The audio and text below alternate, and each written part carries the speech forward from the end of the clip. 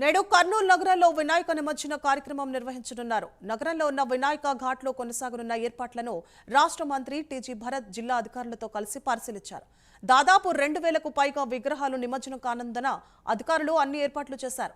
భవిష్యత్తులో కర్నూలులో మట్టి విగ్రహాలని పూజించే విధంగా చర్యలు తీసుకోవాలని మంత్రి టీజీ భరత్ కమిటీ సభ్యులను కోరారు.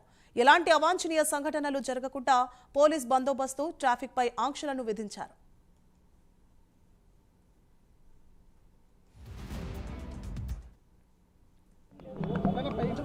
బిగ్గెస్ట్ ఈవెంట్ ఇక్కడ జరుగుతుంటుంది. నిమజ్జనం అనేది biggest event after combined Andhra Pradesh split అయిన తర్వాత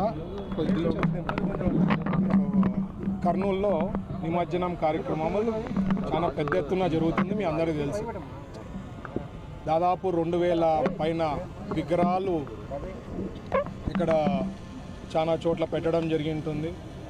సో కర్నూలులో కూడా ఇయర్లో బిగ్గెస్ట్ ఈవెంట్ అన్నమాట ఇది.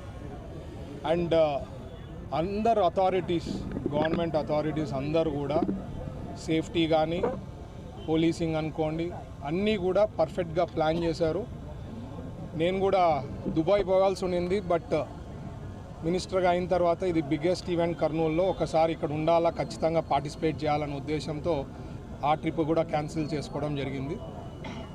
మనం ఫ్యూచర్లో మట్టి వినాయకుల్ని ప్రోత్సాహం చేయాలా, ఎస్పెషలీ కమిటీ మెంబర్స్, కమిటీ వాళ్ళకి, గణేష్ నిమజ్జనం కమిటీ వాళ్ళు ఉన్నారు కదా,